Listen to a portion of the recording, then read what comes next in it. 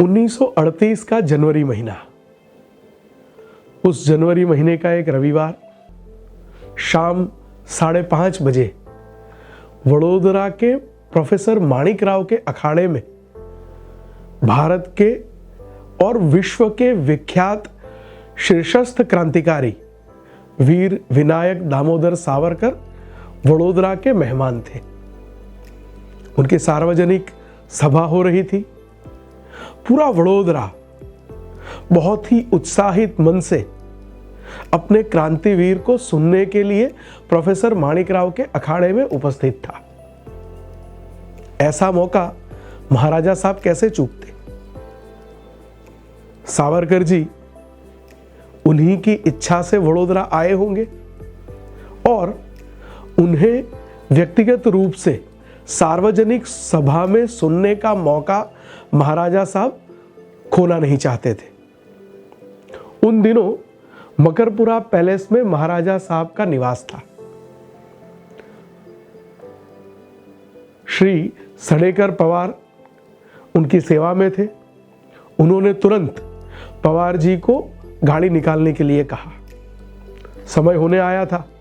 सडेकर पवार जी चिंतित थे। उन्होंने तुरंत दीवान जी को यह पूरा वाकया सुनाया और उन दोनों के बीच में चर्चा हुई कि महाराजा साहब को इस कार्यक्रम में सम्मिलित नहीं होना चाहिए।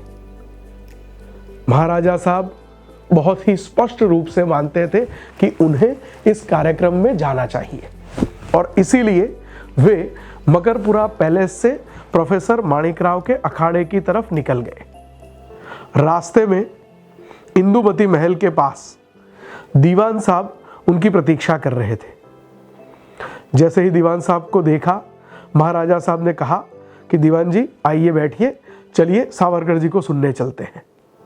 दीवान साहब ने उन्हें समझाने का प्रयास किया कि महाराज, वीर सावरकर की सभा में उपस्थिति ये अंग्रेजों को खुली चुनौती होगी और प्रोफेसर माणिकराव की तरफ से हमें कोई आमंत्रण भी नहीं है, आपकी बैठने की व्यवस्था भी नहीं होगी। महाराजा साहब ने कहा कि दीवान साहब, सावरकर जी को सुनने के लिए कोने में पड़ी हुई किसी कुर्सी पे बैठना पड़े तो मैं बैठना पसंद करूंगा, पर मैं उन्हें सुनने के लिए जा रहा हूं और आप चाहें तो मेरे साथ जुड़ सकते हैं।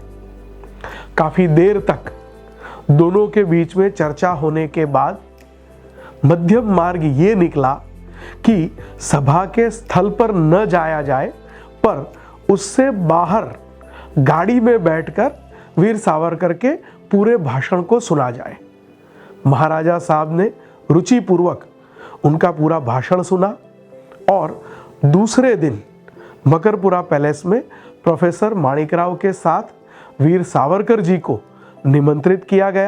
दूसरे दिन सोमवार शाम 4 बजे से 6:30 बजे तक तकरीबन 2.5 घंटे मकरपुरा पैलेस में महाराजा सयाजीराव गायकवाड़, प्रोफेसर माणिकराव और वीर सावरकर जी के बीच भारत के बारे में, भारत को मिलने वाली आजादी के बारे में, इस आजादी को प्राप्त करने के लिए हो रही सशस्त्र क्रांति को किस प्रकार से और सहयोग दिया जाए उसके बारे में, दलितोद्धार के बारे में और काफी समसामयिक विषयों के बारे में बहुत ही गहन चर्चा हुई।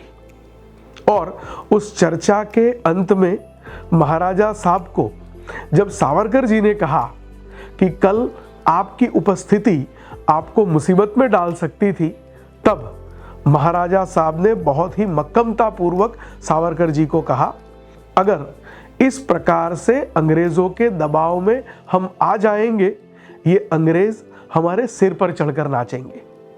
महाराजा सयाजीराव गायकवाड़ अपने देश के प्रति और अपने देश की स्वतंत्रता प्राप्ति के इस पूरे यज्ञ में छोटे से छोटे प्रयासों के माध्यम से एक समिधा के स्वरूप निरंतर अपना योगदान दे रहे थे और किसी भी क्रांतिकारी के साथ उनका व्यवहार बहुत ही स्पष्ट और सहयोगपूर्ण रहता था।